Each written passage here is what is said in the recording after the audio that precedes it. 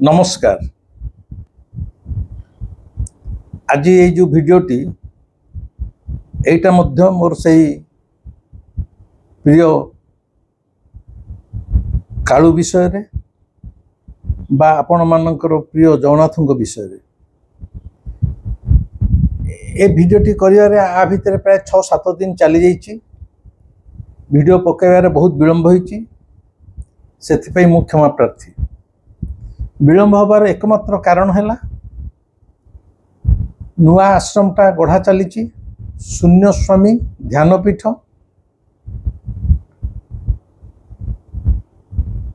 खूब द्रुत गति काम होउछि, कारण ये परिणत बयस रे जेतले मनीष स्वप्न देखेनी, मनीष जीवन रु सबु स्वप्न तिरोहित हो जाई थाए। से भली एक 74 वर्ष बयस रे संसार छाड़ीबार शेष मुहूर्त रे कालू चाहिला जे तो ना रे गोटे आश्रम हो, तू आउ से तुलसीदास आश्रम रीतिनीति कटकणा भितर बांधी रहिबा मु भी चाहूनी। एटा स्पष्ट कालूर निर्देश, कालूर इच्छा। ता न होइथिले मात्र 1.5 मास भितर आश्रमर काम जेतिकी दूर आगे चली ताहा संभव आदौ हो नथंता। आश्रम कार्य कालू केमिति साहाय्य करूची ता मु परवर्ती समय कहिबी। तेणु जेहेतु मु प्रतिदिन प्राय आश्रम कार्य व्यस्त रहूची, आपण मानक आगे गोटे नुआ भिडियो करिया पई मु प्रकृत रे आदौ समय पाई नथिली। आज निष्पत्ति नेली ना आज जेमिति हेले गोटे नुआ भिडियो करा जिवो। आज भिडियोटीर नाम देइछि मु जगन्नाथ ओ आंबो। ए आंबो को नहीं बर्तमान आंबर सीजन। ए वर्ष कुआडे ओडिशा रे प्रचुर आंब होइछि। आंबर रेट मध्य बहुत कमी जाइछि। एमिति देखिले मते तो सबू फल भल लगे, तेबे ए आंब सीजन रे आंब खाया मध्य मोर एक दुर्बलता। प्रभुर करुणारू ए वर्ष प्रचुर आंब मु खाइलेनी। ए आज सकाळे हठात मोर से अतीत रे घटी जाइथिबा एक घटना मोर मने पड़ीगला। मु कहली ए आंब ऋतु रे आंब को नहीं, जगन्नाथ को नहीं, मते नहीं अतीत रे जो चमत्कारिता घटी जाइछि ताहा अवश्य मु मोर भाई भौणी माँ मान आगे प्रकाश करी। हुए तो अतीत रे मु ए विषय किछि कहिथिबी, मोर मने पड़ुनी, कारण दीर्घ 2-3 वर्ष हैला वीडियो पड़ुची। केतळे को कथाटा कहूथिबी, कोटा हुई तो रिपीटेशन होउथिबो, मते क्षमा करिवे। ए आंब को नहीं ए कई वर्ष तले एक विचित्र घटना घटीगला। से घटनाटी कहया पूर्व मु कहूची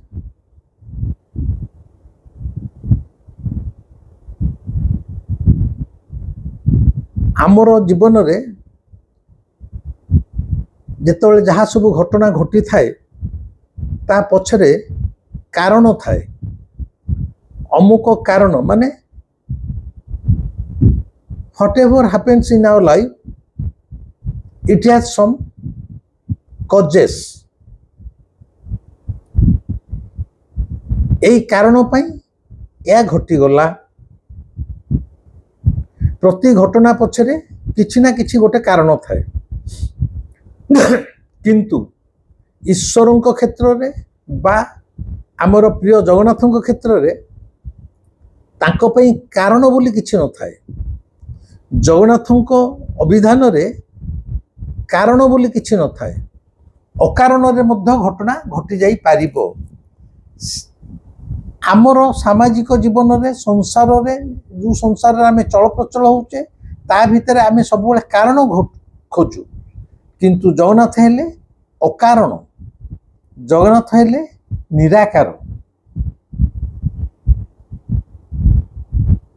ईश्वर को आम निराकार कहूचे किंतु तांको आकार रे आम आम बुद्धि भितर आकार रे तांको बांधी रखुचे, नहले से प्रकृत रे निराकार।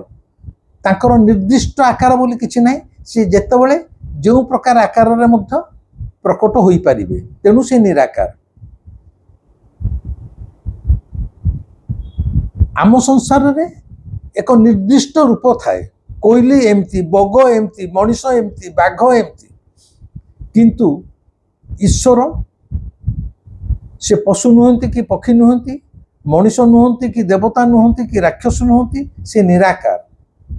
तांकर आकार बोली किछि नाही, से जेतोले जो आकार रे निजुको प्रकट करि पारिबे, किंतु से निराकार टाकू आमे आमर बुद्धि सीमित बुद्धि भितरे आकार रे सीमित करि दउचु, से आकार भितर तांको बांधी रखिया को अपचेष्टा करूचु।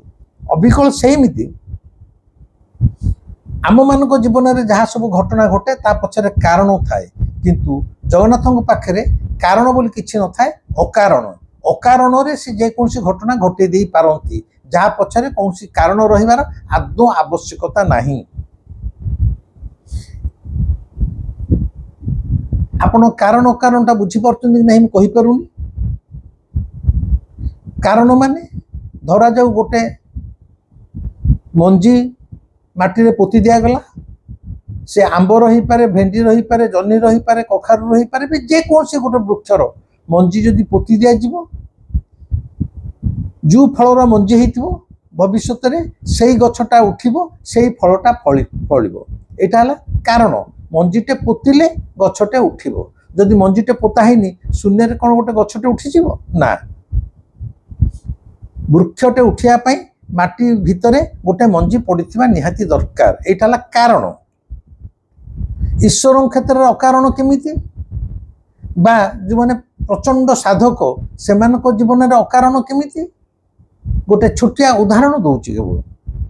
आजिर आंब उपाख्यान कहया पूर्व आपण मानको एटा मु बुझेई देबो चाहूची, कारण मु जेतल जहाँ वीडियो कहे आपण मानक मन भितर थिबा अनेक प्रश्न द्वंद्व को मु परिष्कार कर देबो चाहे।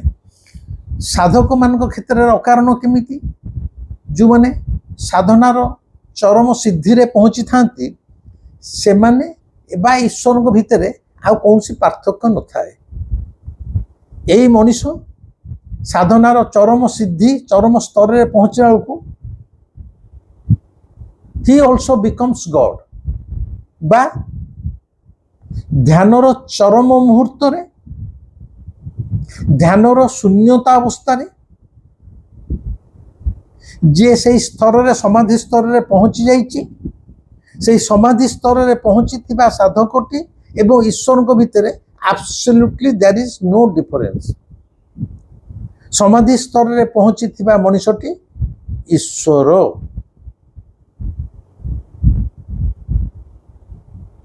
जे शून्य अवस्था रे ध्यानर चरम शून्य अवस्था रे जेतले मु मध्य पहुंची जाए, आगुआ कहूची से मुहूर्तटारे विबुध रंजन बोली कहीं ना, विबुध रंजन हिमसेल्फ बिकम्स गॉड।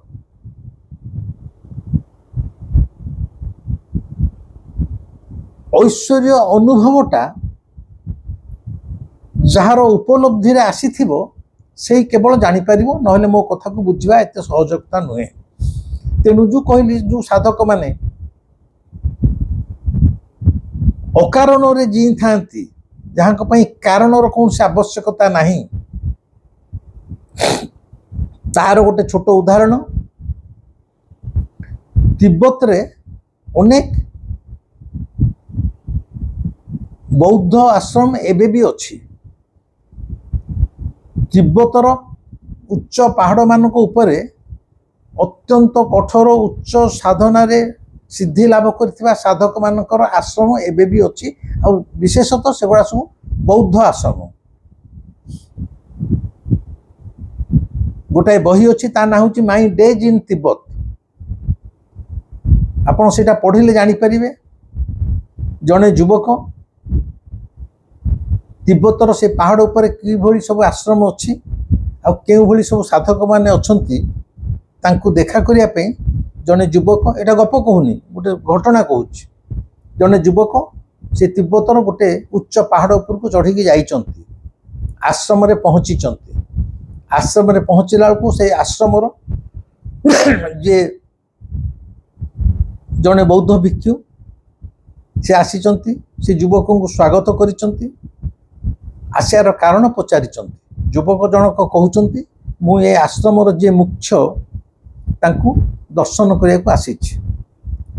ଯେଉଁ ବୌଦ୍ଧ ଭିକ୍ଷୁ ଆସି ତାଙ୍କୁ ପଚାରୁଛନ୍ତି, ସେ କହିଲେ ଆମର ଯେ ଏଇ ଆଶ୍ରମର ଯିଏ ମୁଖ୍ୟ ସନ୍ନ୍ୟାସୀ ବା ମୁଖ୍ୟ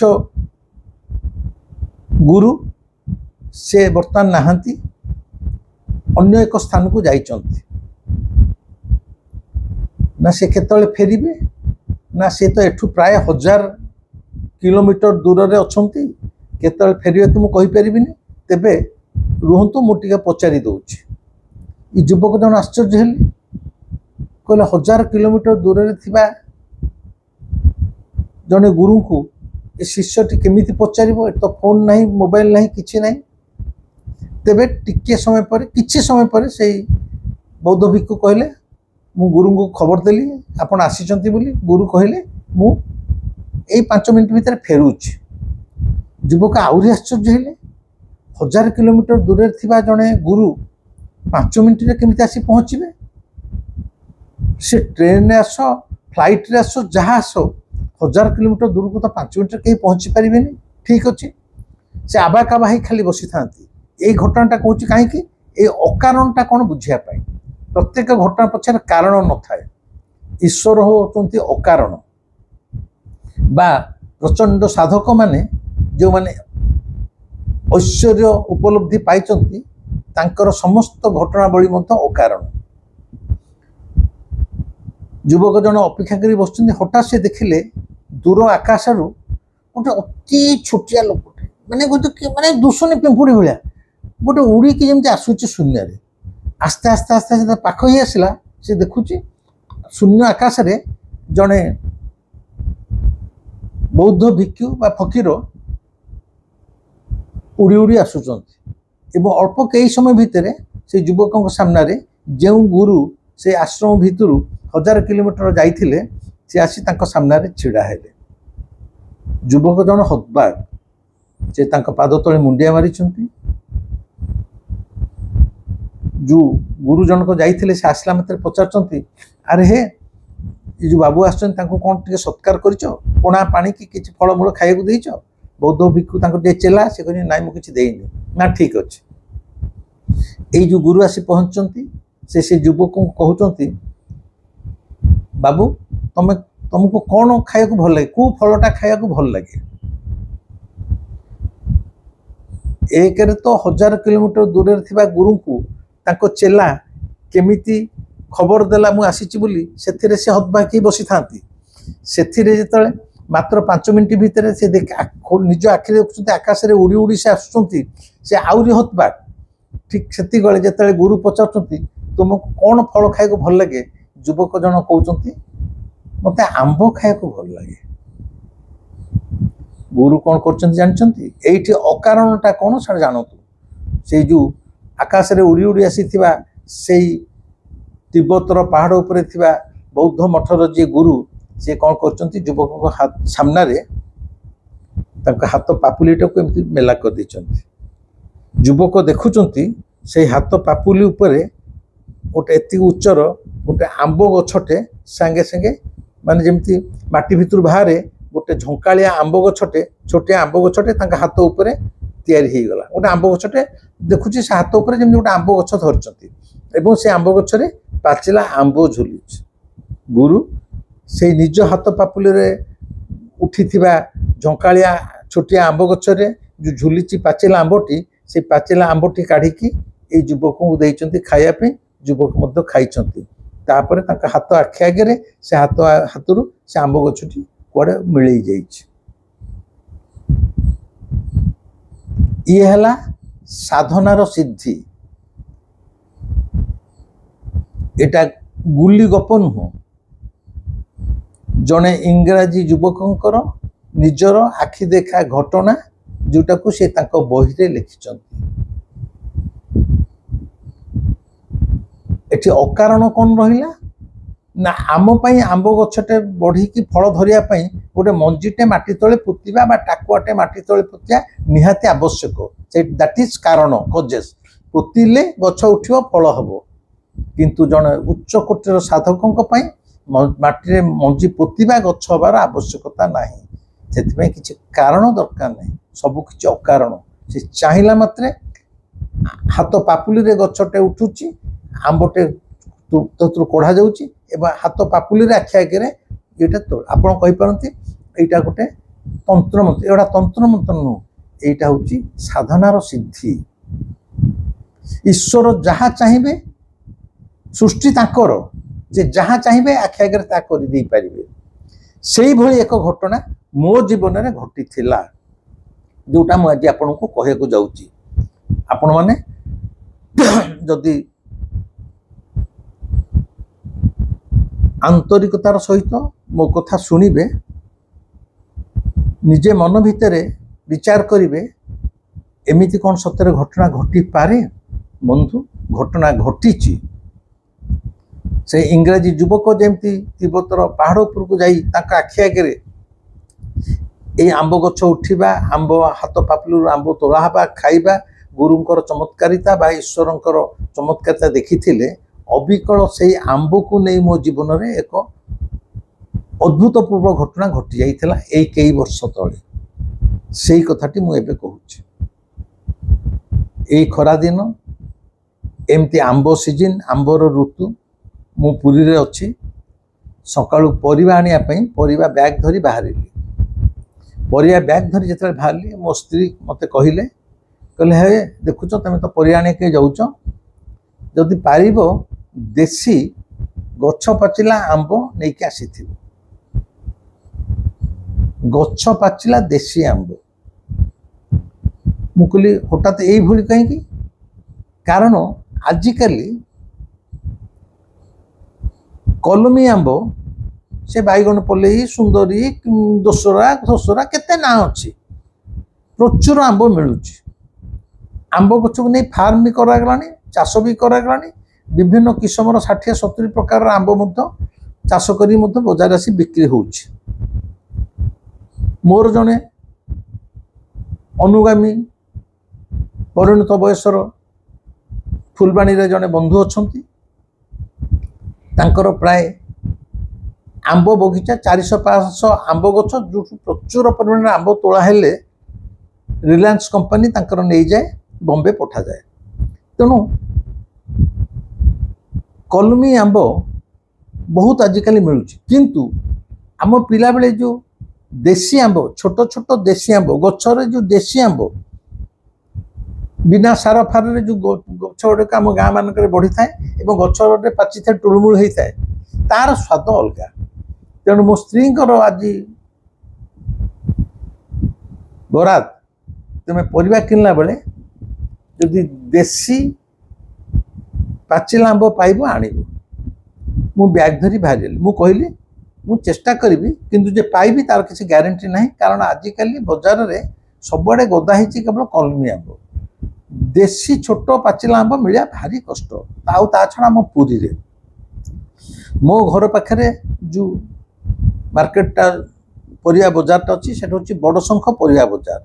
माने गुंडीचा घर को जो रथ यात्रा रथ आसे, से गुंडीचा घर एवं बड़शंख बोली जो छक ता मझी मझीटा हूँ आमर पुरीर परिबा बजार।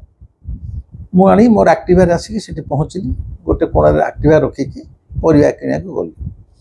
परिया सीना आलू बैगण किणु थाए, किंतु मोर आखि खाली सबुआडे खाली दलंडु थाए कहा पाखे देशी आंब गदा होती जो आम कि, कारण स्त्री कही से गोटा को मुझे खोजु थाए। किंतु प्राय अध घंटे काल मु पनीपरिया किनली, कौटू भल बैगण कौटी भल पोटल गछि सब बुलू थाए। बड़ आश्चर्य कथा, देशी पाचिला आंब काहारी पाखे न थाए, काहारी पाखे अथच कलमी आंब भर्ती होता है। तेणु मु फाइनाल जानिली ଆଜି ଆଉ ସ୍ତ୍ରୀର ଯୋଉ ଆଶା ଗଛ ପାଚିଲା ଦେଶୀ ଆମ୍ବ ଖାଇବ ତା ଆଜି ସମ୍ଭବ ନୁହେଁ। ଗ୍ରହଣ ହେଲା ନା, ସେ କହୁଥିଲା ଯଦି ମିଳିଥାନ୍ତାନି, ମିଳିଲା ତ ମୁଁ କଣ କରିବି। ତାପରେ ଶାଗ ବିଟେ କିଣିବା ପାଇଁ ଗୋଟେ ବୁଢ଼ୀ ଆମର ସେଠି ଶାଗ ସବୁବେଳେ, ତାର ପାଖରେ କେବଳ ଶାଗ, ବିଭିନ୍ନ ପ୍ରକାର ଶାଗ ମିଳେ। ମୁଁ ସେ ବୁଢ଼ୀ ପାଖରେ ଯାଇ ଶାଗ କିଣୁଛି, ଶାଗ କିଣୁଛି ତା ପାଖରେ। ଠିକ ଆପଣ ଏଇ କଥାଟାକୁ ଏଥର ମନ ଦେଇ ଶୁଣନ୍ତୁ। ଦେଶୀ ଗଛ ପାଚିଲା ଦେଶୀ ଆମ୍ବ ଆଦୌ କାହାରି ପାଖରେ ନାହିଁ, ଆଦୌ କାହାରି ପାଖରେ ନାହିଁ। ମୁଁ କହିଲି ମିଳିଲାନି ଯଦି ମୁଁ ଆଉ କ'ଣ କରିବି। ମୋ ସ୍ତ୍ରୀ ତ କହିଛି କଲିମି ଆମ୍ବ ନ ଆଣିବା ପାଇଁ। ତେଣୁ ମୁଁ ଫାଇନାଲ ସବୁ ପରିବା କିଣି ସାରିଲେଣି, ଶାଗଟା କିଣି ମୁଁ ଘରକୁ ଫେରି ଆସିଲି। ଶାଗଟା କିଣୁଛି, ଏଥିରୁ ମୋ ପିଠି ପଛଆଡ଼େ, ମାନେ ଯେଉଁ ବୁଢ଼ୀ ଶାଗ ବିକୁଛି, ମୁଁ ତା ଆଡ଼ିକି ଚାହିଁକି ଛିଡ଼ା ହେଇଛି। ମୋ ପିଠି ପଛଆଡ଼େ ଜଣେ ଏମିତି ଏମିତି କରିଦେଲା। କିଏ ଗୋଟେ ହାତ ବାଡ଼େଇଲା, ମୁଁ ପଛକୁ ଚାହିଁଦେଲି। ପଛକୁ ଚାହିଁଲା ବେଳକୁ ବିଶ୍ୱାସ କରନ୍ତୁ, ଜଣେ ବୁଢ଼ୀ ଲୋକ, ବୁଢ଼ୀ ମାନେ ବେଶୀ ବୟସ ହେବନି, ମ୍ୟାକ୍ସିମମ୍ 50 ଖଣ୍ଡେ ହେବ ମ୍ୟାକ୍ସିମମ୍, କିନ୍ତୁ ହୃଷ୍ଟପୃଷ୍ଟ, ଉଚ୍ଚତା ନିହାତି 6 ଫୁଟ, ନିହାତି 6 ଫୁଟ ଡେଙ୍ଗାର ସ୍ତ୍ରୀ ଲୋକଟିଏ। ଧଳା ବାଳ, ଟୋଟାଲ ବାଳ ତକ ଏକଦମ ଫିନ୍ ଫିନ୍ ଧଳା ସିଲ୍କ ବାଳ ଭଳିଆ, ତୋଫା ଗୋରା, ତୋଫା ଗୋରା, ଧଳା ଲୁଗାଟେ ଶାଢ଼ୀଟି ପିନ୍ଧିଛନ୍ତି। ଯଦିଓ 50 ବର୍ଷର, ସେ ନିଶ୍ଚୟ ବିଧବା ଲୋକ, ମୋତେ ତାଙ୍କ ଚେହେରାରୁ ଜଣାପଡ଼ୁଥାଏ। ଆଇଦର ବିଧବା ହୁଅନ୍ତୁ କି ବାହା ହେଇନାହାନ୍ତି, ସେଇଟା ମୁଁ କହିପାରିବିନି, କିନ୍ତୁ ସଧବା ସ୍ତ୍ରୀ ଲୋକଟେ ନୁହଁ। ବାଳ ପୁରା ଧଳା ପାଚି ଯାଇଛି, ତୋଫା ଗୋରା, ସୁନ୍ଦର ଠେଙ୍ଗା ନାକ, ସ୍ତ୍ରୀ ଲୋକ ଜଣେ 6 ଫୁଟିଆ, ମାନେ ବାଡ଼େଇଲେ। ମୁଁ ବୁଲି ପଇଲି। କହିଲେ ଶାଗ କିଣି ସାରିଲା ପରେ, ହେ ମୁଁ ସେଇଠି ବସିଛି ବୋଲି ଗୋଟେ ଦୂରକୁ ଗୋଟେ ଜାଗା ଦେଖେଇଦେଲେ। କହିଲେ ମୁଁ ସେଠି ବସିଛି, ଆସ ମୋ ପାଖରେ ତମ ପାଇଁ ମୁଁ ଦେଶୀ ଗଛ ପାଚିଲା ଦେଶୀ ଆମ୍ବ ରଖିଛି, ନବ। ମୁଁ ହଠାତ୍ ଖାବା ହେଇଗଲି। ମୁଁ ଏଇଟା ଶୁଣିକି ଆଶ୍ଚର୍ଯ୍ୟ ହେଲି। ମୁଁ କହିଲି ଏକରେ ଏ ସ୍ତ୍ରୀ ଲୋକ ଜଣକ କିଏ?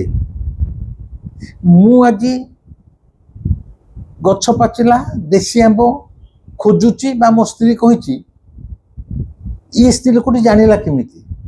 ଏବଂ ସ୍ପଷ୍ଟ, ତେଣୁ ମୁଁ ତ ଶାଗ କିଣୁଛି, ସିଏ ତା ଜାଗାରେ ଯୋଉଠି ବସିଛି ବୋଲି ବୁଢ଼ୀଟି ଦେଖେଇଲା। ସିଏ ଆସିକି ପର୍ଟିକୁଲାର ମୋତେ ତ ଚିହ୍ନି ନେଇ ଜାଣିନି, ବଜାରରେ କେତେ ଲୋକ କ'ଣ କିଣୁଛନ୍ତି, ପର୍ଟିକୁଲାର ମୋରି ପିଠିରେ ହାତ ମାରିକି ମୋତେ କହିଲା ସେଇଠି ମୁଁ ବସିଛି, ଆସ ମୋ ପାଖରେ ଗଛ ପାଚିଲା ଦେଶୀ ଆମ୍ବ ମୁଁ ରଖିଛି ତମ ପାଇଁ, ତମେ ନବ, ମାନେ ତମ ପାଇଁ ରଖିଛି। ଏହା କହିକି ବୁଢ଼ୀଟି ତାର ଚାଲିଗଲା। ମୁଁ ଏଠୁ ଶାଗ କିଣି ଶାଗ ବାଲିକି ପଇସା ଦେଇ ସେ ବୁଢ଼ୀ ଯେଉଁ ଜାଗା ଦେଖିଥିଲେ ବସିଛି ବୋଲି ଆସିକି ତାଙ୍କରି ପାଖରେ ପହଞ୍ଚିଲି। ପହଞ୍ଚିଲା ବେଳକୁ ବିଶେଷ କିଛି ତାଙ୍କ ପାଖରେ ଜିନିଷ ବିକ୍ରି ହେବା ଜିନିଷ ନାହିଁ। ଅଳ୍ପ କିଛି, ଟିକେ କଦଳୀ, ଟିକେ ପୋଟଳ, ଏମିତି ଛୋଟ ଛୋଟ ଜିନିଷ ଅଳ୍ପ ଅଳ୍ପ ରହିଛି, ଖୁବ୍ ଅଳ୍ପ ଅଳ୍ପ ରହିଛି। 5-7ଟା ଆମ୍ବ ଗୋଟେ ଏକାଠି କୁଢ଼େଇଲା ଭଳିଆ, 5-7ଟା କି 8ଟା ଖଣ୍ଡେ ବି ଥୁଆ ହେଇଛି ବିକ୍ରି ହେବା ପାଇଁ। ମୁଁ କହିଲି ଏତିକି ଆମ୍ବ, ହଉ ତାହେଲେ ଦିଅ, ଏଇଟା ଦେଶୀ ନା? ହଁ ଇଏ ଦେଶୀ ଆମ୍ବ, ଦିଅ। ନା ନା ଇଏ ଆମ୍ବ ବାବୁ ତମ ପାଇଁ ନୁହଁ, ତମ ପାଇଁ ମୁଁ ଅଲଗା ରଖିଛି। ଏ କହିକି ସେ ତାଙ୍କ ବାଁ ପଟୁ ଗୋଟେ ଏଡ଼ିକେ କନା ବ୍ୟାଗ୍, ଆମେ ଯେମିତି ଚାହାଳି ଗଲାବେଳେ ସିଲଟ ଖଡ଼ି ପକାଇ ଯାଉଥିଲୁ, କନା ବ୍ୟାଗ୍ କାନ୍ଧରେ ପକାଇ, ଗୋଟେ ଏଡ଼ିକି ଛୋଟିଆ କନା ବ୍ୟାଗ୍ ବାଁ ପଟେ କହିଲେ ମୁଁ ତମ ପାଇଁ ଅଲଗା ଆମ୍ବ ରଖିଛି, ସେ ଆମ୍ବ ନୁହଁ। ଦେଖିକି ସେ ବାଁ ପଟୁ କନା ବ୍ୟାଗ୍ଟା କାଢ଼ିଲେ, ତାଙ୍କ ଦଣ୍ଡି ଟେକିଲେ। ମୁଁ କହିଲି ଯଦି ଅଛି, ଯାହା ଅଛି ମୋତେ କିଲେ ଖଣ୍ଡେ ଦେଇଦିଅ। ସେ ସେଇ ବ୍ୟାଗ୍ ଭିତରୁ ବାଛି ବାଛି ବାଛି ବାଛି ସବୁ ଆମ୍ବ ତାଙ୍କ ଦଣ୍ଡିରେ ପକାଉଥାନ୍ତି। କିଲେ ହେଇସାରିଲାଣି। କହିଲେ କିଲେ କାହିଁ ନେବ, ମୁଁ ତ ତମ ପାଇଁ ଆଣିଛି, ସବୁତକ ନେଇଯାଅ। ଏ ସେ ବ୍ୟାଗ୍ରେ ଯାହା ଥିଲା ସବୁ ଆମ୍ବ ତକ ସେ ତାଙ୍କ ଦଣ୍ଡିରେ ପକାଇଦେଲେ। ପ୍ରାୟ 1.5 କିଲୋ ଉପରେ ଆମ୍ବ ହେଲା, ମାନେ 1.5 କିଲୋ ବଟକା ପଡ଼ିଲା ପରେ 1.5 କିଲୋରୁ ବି ବେଶୀ ଥିଲା। ମୋ ବ୍ୟାଗ୍ରେ ସେତକ ଢାଳିଦେଲେ। କହିଲେ ଏଗୁଡ଼ା ପୁରା ଗଛ ପାଚିଲା ଦେଶୀ ଆମ୍ବ, ତମରି ପାଇଁ ଆଣିଥିଲି, ତେଣୁ ବାହାରେ ରଖିନଥିଲି, ଏତକ ନେଇଯାଅ। ମୁଁ ପଚାରିଲି କିଲୋ କେତେ ଟଙ୍କା? ନା 30 ଟଙ୍କା। ମାନେ ଏକ୍ଜାକ୍ଟଲି ମନେ ପଡ଼ୁନି, ଏଇ 20, 25 କି 30 ଆରି ଭିତରେ କ'ଣ କହିଲେ। ମୁଁ ଯେହେତୁ 1.5 କିଲୋ ଆଣିଛି, ମୁଁ 1.5 କିଲୋ ହିସାବରେ ତାଙ୍କୁ ଟଙ୍କା ଦେଲି। ସେ ଫେରେଇ ଦେଲେ। କହିଲେ ପୁଅ ତମେ କହିଥିଲ ଦରକାର ତମର କିଲେଟା ଆମ୍ବ ବୋଲି, ମୋତେ କହିଥିଲ किलोर पैसा दियो मु कहली माँ तुम बिके को आसीच ये 1.5 किलोर ऊपर ना ना मु खाली सब खाली बिके को आसी पैसा मु तुम आनी मु किलोकर पैसा रखी मु तुम मागणा दौनी मु किलो किंतु 1.5 किलोर पैसा आदौ से मो आडू एक से आदौ रखिले मत किलोकर पैसा रखी मत बाकी तक पैसा फेरई देले कहले पुओ जे खाइब एटा गछर पाचिला देसी आंब बढ़िया लगे मु से माटी की नमस्कार टे करी आसी एक्टिवा स्टार्ट करी घर को आसी घटनाटी मात्र एति बर्तमान आम विचार करवा आपण माने मो सहित मध्य विचार करंतु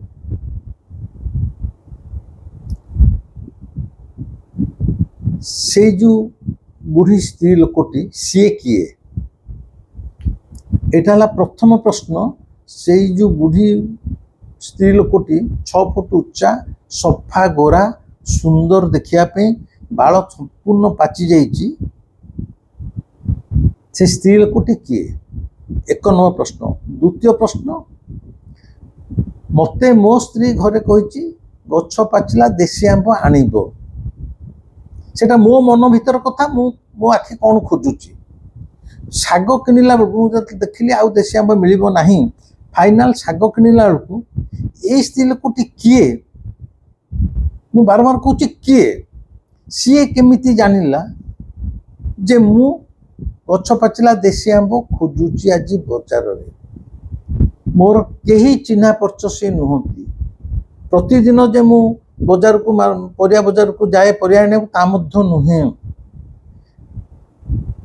समस्त भली मु मध्य गोटे अचिना लोक एवं मु शाग जेतेले किणुची से वृद्धा जनक ताको जगार उठी आसी मते पछरु डाकिबा हाथ बाड़ी की जे मु सेठी बसिची आसी आंब नियो से केमिति जानिले मु देसी आंब खोजुची एवं मु सेही लोकटी मते से केमिति चिन्हिले एवं मते डाकिले 2 3 जदि सी तांकर जो आंब आनी बिका उद्देश्य आनी से सबू आंब तक बाहर कुढ़ई था किंतु गोटे छुटिया कना बैग भितर मते जो तक आंब देले से तक से बाँ पटे अलग लुचेक रखी सामने 7-8टा कि 9टा खंडे छोट छोट आंब कुढ़ई रखी बिका उद्देश्य मुझे भाविली से आंबटा को मुझे नापी से कहले यहाँ तुम नुह तुम अलग आंब रखी तृतीयटा है मो पाई से केमिति कहीं से दिन गछ पाचिला देसी आंब अलग रखिंट सी कौन जानी जे मु आज आसबि गछ पाचिला देसी आंब खोजी एवं मो पाई से ही आनी जदि से एत कथा जानी पारिले मो स्त्री कौन चाहूँगी मु बजार भितर कौन मन भितर खोजुची जदि से जानी पारुचंती ताहले से कौन प्रकृत में ये रक्त मांस शरीर में मु देखा बाहर को दृश्यमान होउथिबा जने प्रकृत में 50-55 बयसर जने वृद्धा 6 फुटिया वृद्धा प्रकृत में से ना से निजे ही हुए तो जगन्नाथ से बेशरे बा से रूपरे से दिन से बजार रे आसी बसी थिले एटा गोटे बड़ प्रश्न मन भीतर आसुनी कि नले सी मो पाई कहीं अलग गोटे कना बैग रे कहूँ तो अलग आणिक रखी तुम अलग आनी रखी एवं सब चतुर्थ घटनाटी सबुठ बड़ आश्चर्य कौन से दिन से घटना पर आज पर्यंत से बड़शंख परिबा बजार रे से 50-55 वर्षर निहाती 6 फुट उच्चर डेंगी अत्यंत गोरा सुंदरी जार बाल संपूर्ण पाची जाइए से सुंदरी वृद्धा को जीवन रे केबे ही देखी नाही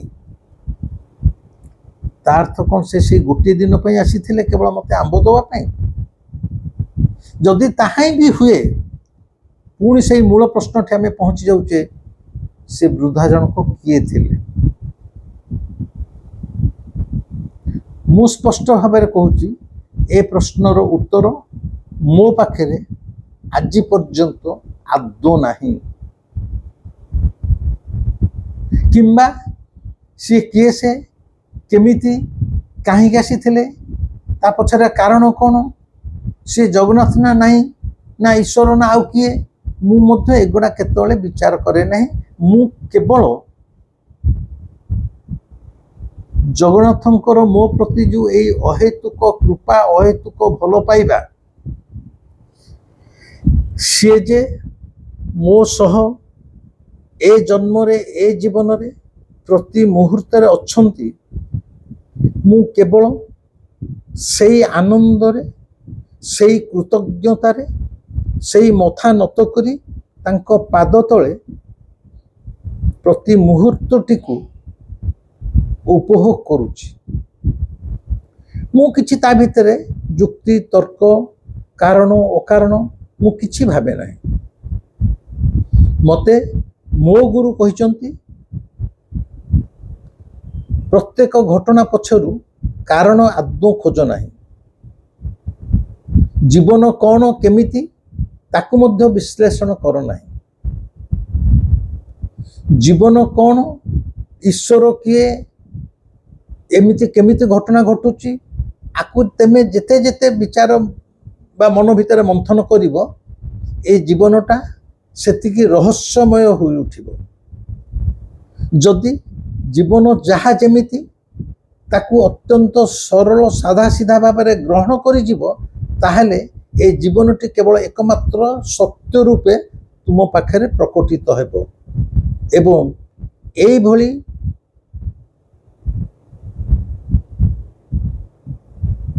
ଅକାରଣ ଘଟଣା ମାନ ତୁମ ଜୀବନରେ ଘଟିଯିବ। ତୁମେ ଈଶ୍ୱରଙ୍କର କୁହ ବା ଜଗନ୍ନାଥଙ୍କର କୁହ এই ବିଚିତ୍ର ସୃଷ୍ଟି ରହସ୍ୟ ଭିତରେ ଏକ ରହସ୍ୟାବୃତରେ କେବଳ ଘୁରି ବୁଲୁଥିବ ଆନନ୍ଦ ପାଉଥିବ। ମୁଁ ପ୍ରତି ମୁହୂର୍ତ୍ତରେ କହିଛି ପ୍ରତି ଏପିସୋଡରେ କହିଛି ଆମେ ଜଗନ୍ନାଥଙ୍କୁ ଯେମିତି ପ୍ରତି ସମୟରେ ଖାଲି ଗୋଟେ ଠାକୁର ବିଷୟରେ ଭାବୁଛେ ଯେତେ ଦିନ ଯାଏ ଜଗନ୍ନାଥଙ୍କୁ ଖାଲି ଠାକୁର ବୋଲି ଭାବୁଥିବ ସେ ତମ ପାଇଁ ଠାକୁର ହିଁ ରହିଥିବେ। ଯେତେବେଳେ ତମେ ଜଗନ୍ନାଥଙ୍କୁ ଗୋଟେ କାଠର ପ୍ରତିମା ବୋଲି କେବେ ବି ଭାବୁନଥିବ ଦେବତା ବୋଲି ଭାବୁନଥିବ ଠାକୁର ବୋଲି ଭାବୁନଥିବ ଯଦି ପ୍ରତି ମୁହୂର୍ତ୍ତରେ ତମ ନିଜ ଘରର ଜଣେ ମୁରବୀ ହିସାବରେ ଭାବୁଥିବ ବା ନିଜ ଘରର ଜଣେ ସଦସ୍ୟ ହିସାବରେ ଭାବୁଥିବ ସେଣିକି ସେ ବୁଢ଼ା ବାପାଟିଏ ହେଇପାରେ ବା ଯେକୌଣସି ଭୂମିକାରେ ହେଇପାରେ ତାହେଲେ ସିଏ ଅବିକଳ ମଧ୍ୟ ତମ ସହିତ ସେଇଭଳି ବ୍ୟବହାର କରିବ।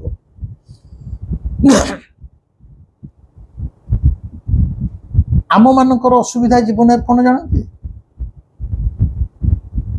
ଏ ଅସୁବିଧାଟା ଆମ ଭିତରେ ଆମର ତଥାକଥିତ ଗୁରୁ ପଣ୍ଡିତ ପୁରୋହିତ ମାନେ ଆମ ମୁଣ୍ଡ ଭିତରେ ପିଲାବେଳୁ ଭର୍ତ୍ତି କରିଦେଇଛନ୍ତି।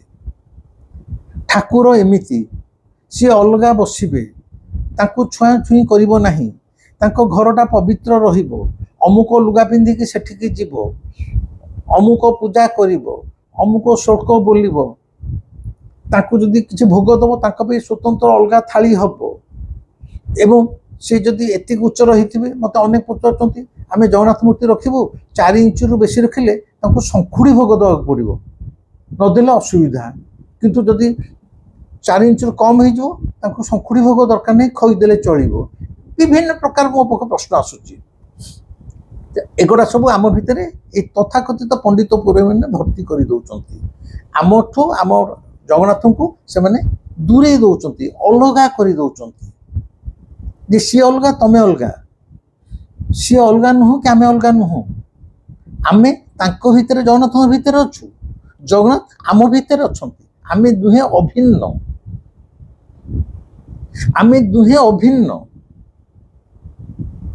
ମୁଁ ବାରମ୍ବାର ଆପଣମାନଙ୍କୁ କାହିଁ କହୁଛି ଧ୍ୟାନ ଶିବିର ଆଟେଣ୍ଡ କରନ୍ତୁ। ଆପଣମାନେ ଯଦି ଧ୍ୟାନ ଶିବିର ଆଟେଣ୍ଡ କରନ୍ତେ ମୋର ଧ୍ୟାନ ଶିଖନ୍ତେ ଧ୍ୟାନର କଳା କୌଶଳ ଶିଖି ଆପଣ ଯଦି ଧ୍ୟାନସ୍ଥ ହୁଅନ୍ତେ ମୁଁ ଯାହା ଆଜି କହୁଛି ସେଇଟା ଆପଣଙ୍କ ଉପଲବ୍ଧିରେ ଆସନ୍ତା। ଜଗନ୍ନାଥ ଆଉ ଆମେ ଯେଉଁ ମଣିଷ ଆମେ ଦିହେଁ ଅଲଗା ନୁହଁ ମୁଁ ତାଙ୍କ ଭିତରେ ଅଛି ଜଗନ୍ନାଥଙ୍କ ଭିତରେ ଅଛି ଜଗନ୍ନାଥ ମଧ୍ୟ ମୋ ଭିତରେ ଅଛନ୍ତି। କେମିତି ନଦୀଟା ବହି ଯାଉଛି ଧର ଗଙ୍ଗା ବହି ଚାଲିଛି କି ମହାନଦୀ ବହି ଚାଲିଛି, ବୈତରଣୀ ବହି ଚାଲିଛି, ବିରୂପା ବହି ଚାଲିଛି। ନଦୀର ବିଭିନ୍ନ ନାଁ ଅଛି ସ୍ଥାନ କାଳକୁ ନେଇକି। ନଦୀଟାର ସମ୍ପୂର୍ଣ୍ଣ ଶେଷ ଲକ୍ଷ୍ୟ କ'ଣ? ସାଗର ଭିତରେ ମିଶିଯିବା, ସମୁଦ୍ର ଭିତରେ ମିଶିଯିବା। ଯେତେବେଳେ ନଦୀଟା ଆସି ସମୁଦ୍ର ଭିତରେ ମିଶି ଯାଉଛି, ନଦୀଟା ତାର ନିଜସ୍ୱ ସତ୍ତାକୁ ହରେଇ ବସୁଛି। ସମୁଦ୍ର ଭିତରେ ମିଶିଗଲା ପରେ ତୁମେ ଖୋଜି ପାରିବନି ଆ ଭିତରେ ବିରୂପା ନଦୀଟା କୋଉଠି, ମହାନଦୀ କୋଉଠି, କି ଗଙ୍ଗା କୋଉଠି। ନଦୀଟା ସମୁଦ୍ର ଭିତରେ ମିଶିଗଲା ପରେ ସେ ସମୁଦ୍ର ହେଇଯାଉଛି। ଅବିକଳ ସେମିତି ଏ ମଣିଷ ଧ୍ୟାନସ୍ଥ ଅବସ୍ଥାରେ ଯେତେବେଳେ ସମାଧି ସ୍ତରରେ ପହଞ୍ଚି ଯାଉଛି, ସେ ଈଶ୍ୱରଙ୍କ ଭିତରେ ମିଶି ଯାଉଛି। ସିଏ ଆଉ ବିବୁଧ ରଞ୍ଜନ ହେଇକି ରହୁନି ବା ରାମାଦାମା ସାମା ହେଇକି ରହୁନି, ସେ ନିଜେ ଈଶ୍ୱର ହେଇଯାଉଛି। ଧ୍ୟାନର ଚରମ ଅବସ୍ଥାରେ ତାର ମାନବ ରୂପୀ ଅସ୍ତିତ୍ୱ ଲୋପ ପାଇଯାଉଛି। ସିଏ ମଧ୍ୟ ଏକ ଐଶ୍ୱର୍ଯ୍ୟ ଅଂଶ ବିଶେଷ ହେଇଯାଉଛି। ଯେମିତି ନଦୀଟି ସମୁଦ୍ର ଭିତରେ ପଶିଗଲା ପରେ ନଦୀ ତାର ନିଜସ୍ୱ ସତ୍ତା ହରେଇ ବସି ସେ ସମୁଦ୍ର ହେଇଯାଉଛି। ତେଣୁ ସେତେବେଳେ ସମୁଦ୍ର ନଦୀ ଭିତରେ ରହିଲା, ନଦୀ ବି ସମୁଦ୍ର ଭିତରେ ରହିଲା। ମୁଁ ସେଇ କଥାଟା ସରଳ ଭାବରେ ବୁଝେଇ ଦେବାକୁ କହୁଛି। ତେଣୁ ଜଗନ୍ନାଥଙ୍କୁ ସେ 4 ଇଞ୍ଚ 10 ଇଞ୍ଚ 15 ଇଞ୍ଚ ଭିତରେ ରଖନ୍ତୁ ନାହିଁ। ଜଗନ୍ନାଥଙ୍କୁ ଯଦି ତୁମେ ତୁମ ନିଜର ଆପଣାର କରିଦେଇ ପାଇଲ, ନିଜର ଆତ୍ମୀୟତାରେ ବାନ୍ଧି ଦେଇ ପାଇଲ, ତମ ପ୍ରେମରେ ବାନ୍ଧି ଦେଇ ପାଇଲ, ସିଏ ମଧ୍ୟ ତମ ପାଇଁ, ତମ ସ୍ତ୍ରୀ ଯଦି କହିଥିବ ଦେଶୀ ଗଛ ପାଚିଲା ଦେଶୀ ଆମ୍ବ ଆଣ, ତାହେଲେ ସିଏ ମଧ୍ୟ ତମ ପାଇଁ ବଜାରରେ ଗଛ ପାଚିଲା ଦେଶୀ ଆମ୍ବ କନା ମୁଣାରେ ରଖିକି ବସିଥିବେ। କାଳେ ତେମେ ଦେଖିପାରିବ, କାରଣ ଏ ମଣିଷ କୋଉଠି ଯାଉଛି, କିଏ ଈଶ୍ୱର କିଏ ମଣିଷ କିଛି ଆମେ ଜାଣିପାରୁଛେ କି? କାଳେ ତେମେ ଚାଲିଯିବ। ତେଣୁ ସେ ପଛରୁ ସିଏ ଆସିକି ହାତର କାନ୍ଧରେ ବାଡ଼ି କହୁଛନ୍ତି ମୁଁ ସେଇଠି ବସିଛି, ତୁ ଆସି ସେଇଠୁ ନେଇଯା। ଏଇଟା କ'ଣ ଭାରି ଛୋଟିଆ କଥାଟି? ଏଇ କଥା ଗୁଡ଼ା ଯେତେବେଳେ ମୁଁ ଜୀବନରେ ବସିକି এই ପରିଣତ ବୟସରେ ସବୁ ଭାବେ, ଯାହା ଯାହା ଜୀବନରେ ଘଟି ଯାଉଛି, ବହୁତ ଆଶ୍ଚର୍ଯ୍ୟ ହୁଏ। ଏହାପରେ ୟୁଟ୍ୟୁବ ଦେଖୁଥିବା ବା ମୋ ଫେସବୁକ୍ ଦେଖୁଥିବା ଯେଉଁମାନେ ନକାରାତ୍ମକ କଥା ସବୁ କହିଥାନ୍ତି, ଇଏ ଗୋଟେ ଫୁଲ ପ୍ୟାଣ୍ଟ ସାର୍ଟ ପିନ୍ଧା ଭଣ୍ଡ ଗୁରୁ କିଏ କହୁଛି, ମିଛ ମହାତ୍ମା ବହି ଲେଖିଥିବା ଇଏ ଗୋଟେ ମିଛ ଗୁରୁ ବାହାରିଛି କଳିଯୁଗରେ, ଆସୁଛି ସେ ମନ୍ତବ୍ୟ। ମୁଁ ସେଥିପାଇଁ ବିଚଳିତ ନୁହଁ, କାରଣ ମୋତେ ଅନେକ ମା ଭାଇ ଭଉଣୀ ମାନେ କହୁଛନ୍ତି ବାବା ଆପଣ ସେ ବିଷୟରେ କିଛି, ମୁଁ ସେ ବିଷୟରେ ଚିନ୍ତା କରୁନି। କିନ୍ତୁ କହିବା କଥା, ଆମମାନଙ୍କର ଗୋଟେ ଧାରଣା ରହିଯାଇଛି ଯଦି ଦାଢ଼ି ଜଣେ ରଖିଥିବ ସିଏ ଗୋଟେ ସନ୍ନ୍ୟାସୀ, ସିଏ ଯଦି ଗେରୁଆ ପିନ୍ଧିଥିବ ସିଏ ଗୋଟେ ସନ୍ନ୍ୟାସୀ, ଏବଂ ସିଏ ଯେତେ ଭଣ୍ଡ ହେଇଥିଲେ ମଧ୍ୟ ତାକୁ ଏମାନେ ଭାବିବେ ଏଇ ଜଣେ ପରମ ଜ୍ଞାନୀ ପୁରୁଷ। ଜ୍ଞାନୀ ମଣିଷର କୌଣସି ବେଶ ପୋଷାକ ନଥାଏ, ପ୍ରକୃତ ସାଧୁର କୌଣସି ବେଶ ପୋଷାକ ନଥାଏ, ବା ଈଶ୍ୱର ଉପଲବ୍ଧ ମଣିଷକୁ ତମେ ମାନେ ସହଜରେ ଆଦୌ ଚିହ୍ନି ପାରିବ ନାହିଁ। ତେଣୁ ସେଇ ଶେଷ କଥା କହୁଛି, ଏଇ ଯେଉଁ ଗଛ ପାଚିଲା ଦେଶୀ ଆମ୍ବ ଏଇ କେଇ ବର୍ଷ ତଳେ ଅଯାଚିତ ଭାବରେ ଯେତେବେଳେ ମୁଁ ପରିବା ବଜାରରୁ ସ୍ତ୍ରୀ କହିଥିବା ଦେଶୀ ଆମ୍ବ ନ ପାଇ ଫେରି ଆସିବାକୁ ବସିଥିଲି, ସେଇ ଶେଷ ମୁହୂର୍ତ୍ତରେ ସେଇ ଯେଉଁ ସ୍ତ୍ରୀ ଲୋକଟି ଆଣିକି ମୋତେ ହାତ ବାଡ଼ିକି ପଛରୁ ଡାକିକି ସେଦିନର 1.5 କିଲୋ ଉପରେ ଦେଶୀ ଆମ୍ବ ଦେଇଥିଲେ, ଅଥଚ କିଲୋକର ପଇସା ରଖିଲେ। ବାରମ୍ବାର ପଚାରୁଛି, ମୁଁ ନିଜେ ନିଜକୁ ପଚାରୁଛି, ଆପଣମାନଙ୍କୁ ପଚାରୁଛି, ସେଦିନର ସେଇ ବୃଦ୍ଧା ଜଣକ କିଏ ସେ ଥିଲେ, ସିଏ କେମିତି ଜାଣିଲେ ମୁଁ ଗଛ ପାଚିଲା ଦେଶୀ ଆମ୍ବ ଖୋଜୁଛି, ଏବଂ ସିଏ କେମିତି ଜାଣିଲେ ମୁଁ ହିଁ ଖୋଜୁଛି। ତେଣୁ ଏତେ ବଜାର ଭିତରେ ସେ ମୋତେ ହିଁ ଡାକିକି ନେଇ ତାଙ୍କ ପାଖରୁ ଆମ୍ବ ଦେଇଥିଲେ। ଏବଂ ସେଇ ଦିନ ଠାରୁ ପ୍ରଭୁ ଯେତେବେଳେ ଜାଣିଲା ମୋ ସ୍ତ୍ରୀ ଗଛ ପାଚିଲା ଦେଶୀ ଆମ୍ବ ଭଲ ପାଏ, ମୁଁ ମଧ୍ୟ ଆମ୍ବ ଖାଇବାକୁ ଭଲ ପାଏ, ସେବେଠାରୁ ଆଜି ଯାଏଁ ପ୍ରତିବର୍ଷ ଗଛ ପାଚିଲା ଦେଶୀ ଆମ୍ବ କାହାରି ନା କାହାରି ହାତରେ ସେ ପଠାଇବାରେ ଲାଗିଛି। ତା ନହେଲେ ମୁଁ ପୁରୀର ଲୋକ, କରୋନା ପରଠାରୁ ପୁଅର କଥାରେ ପଡ଼ିକି ଭୁବନେଶ୍ୱରରେ ଯଦି ସପ୍ତାହରେ 4 दिन रहुची पुरी भी 3 दिन रहुची भुवनेश्वर मोर कई भाई बंधु कुटुंब नाहांती किंतु तथापि प्रभु तो बड़लोक सी एबे प्रतिवर्ष धर ए वर्ष भी कहूँ परमानंद भाई जी मत जगन्नाथ लकेटी देते सुनार लकेटी देते मुझे आगुआ कही परमानंद भाई ए वर्ष प्रतिवर्ष ए वर्ष ढेंकानाल फार्म देशी पाचिला आंब 3-4 थर आणिकी देले फुलबाणी रे से जो प्रफुल्ल बलांड बोली जन वृद्ध लोक जहाँ 500 खंडे आंब गछ फार्म हाउस अच्छी सी प्रति वर्ष ए वर्ष पुओ हाथ में बस्ताए देशी आंब पठे लिपिना बोली जो झीटी जी केन्दुझर पटे घर पुरी भुवनेश्वर रही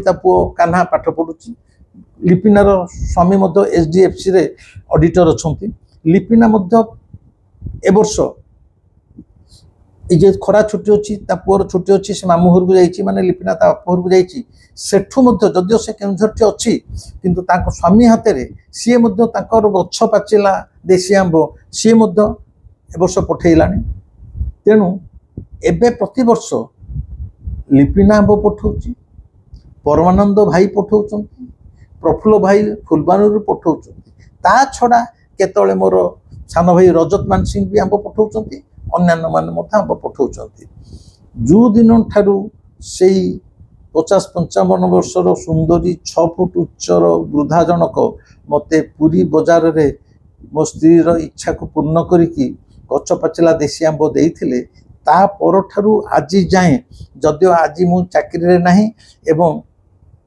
भुवनेश्वर रोची पुरी रोची आश्रम रे रोची सत्य चैतन्य भाई मोर जो सान भाईटी जे तुलसीदास आश्रम रे जे बर्तमान रोचंती ब्रह्मचारी सत्य चैतन्य सी आश्रम रु बैग रे कहीं गले मो पाई गछ पाचिला आंब ए वर्ष पठे तेणु आंब खाइबारे मोर आउ हेला नाही प्रभु मो पाई आंबर व्यवस्था से दिन ठारू पूरा कर देइछि एवं मु आनंद रे ए जो भुवनेश्वर जो खरा होउची मु तो प्रतिदिन दही पखाल खाऊची उषुम भात गरम भात खाऊनी भात रे दही पड़ुची मिंचे तोराणी मत आंबिला तोराणी खाई पीवा को भल लगे जहाँ आलू भजा बड़ी चुना जहाँ भजा भजी खाइली मु तो वेजिटेरियन खाइली एवं जोड़े जोड़े आंब प्रतिदिन आराम रे खाऊची आराम रे खाइला बेले कालू को गोटे धन्यवाद दूची आ सत कथा कहूँ कालू से किए कौन मु तो निजे भी भाभी पारुनी ये जन्म एमती चली जीव किंतु सब लगे एमती प्रति मुहूर्त मत लगे सत कथा आपण मैंने कमी धरते जानी जमी प्रति मुहूर्त मो पाखे पाखे अच्छी मुझे देखी न पारे जिते तार इच्छा वो से मत देखा दूची शरीर भी देखा देइछि देखा नदेले कथा कहूँ मत लगे प्रति मुहूर्त जमी सी अच्छी मुझा भावुची ता से जानी दे पारुची मोर जहाँ आवश्यकता ता मत पूरण कर दूची विक्षेत्र जे प्रतिदिन कहबी ता कथा आपण गोटे समय आसे भावे ये पूरा गुली करुचे मोर जीवा आसवा कौ दिन कुआड़े जावाक इच्छा होची गाड़ी ठू आरंभ करी खाଇବା पीवा ठू आरंभ करी देह खराब ठू आरंभ करी क्या देखा करने चाहूँगी भाभी से लोकटी आसी मो द्वार मुहरे कली माने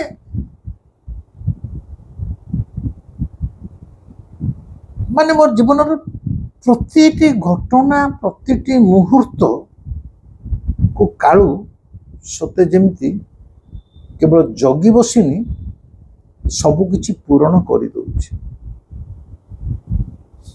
तेणु बंधु आउ विशेष किसी कहूनी यहाँ केमिति लगे मत जनइबे आपण मान समस्त की मु हृदय कृतज्ञता जनाऊँगी ये जो शून्य स्वामी ध्यान पीठ मो निज नाम प्रभु जो मो नाम टी मोर ध्यानस्थ अवस्था मत शून्य स्वामी बोली देइछि से ना शून्य स्वामी ध्यान पीठ आश्रम तैयारी चली अहेतुक भाव में यूट्यूब देखुवा मोर अनेक माँ भाई भौणी माने पप्पू महाराज पाखक कहीं ନଚେତ୍ ଆମର ବ୍ୟାଙ୍କ ଆକାଉଣ୍ଟ, ଆଶ୍ରମର ବ୍ୟାଙ୍କ ଆକାଉଣ୍ଟ କହିକି ଅକୁଣ୍ଠିତ ଚିତ୍ତରେ ଟଙ୍କା ପ୍ରତିଦିନ କିଛି କିଛି ଦେଉଛନ୍ତି। ଏଇ ଆପଣମାନଙ୍କ ଟଙ୍କା, ଆପଣମାନଙ୍କ ସାହାଯ୍ୟରେ ହିଁ ଆଶ୍ରମ ବଢ଼ା ତୋଳିଛି। ଯେଉଁମାନେ ଦେଉଛନ୍ତି ତାଙ୍କ ପ୍ରତି ମୁଁ ମଥା ନୁଆଁଇକି କୃତଜ୍ଞତା ଜଣାଉଛି। ଯେଉଁମାନେ ଆର୍ଥିକ ସଙ୍କଟ ପାଇଁ ଦେଇ ନ ପାରୁଛନ୍ତି ମଧ୍ୟ ସେମାନେ ଦୁଃଖ କରନ୍ତୁ ନାହିଁ, ସେମାନଙ୍କ ପ୍ରତି ମଧ୍ୟ ମୁଁ କୃତଜ୍ଞ। ମୋ ପ୍ରତି ଏଇ ଭଲ ପାଇବାଟା ଏଇ ଜନ୍ମରେ ମୁଁ ସ୍ୱର୍ଗଦ୍ୱାରେ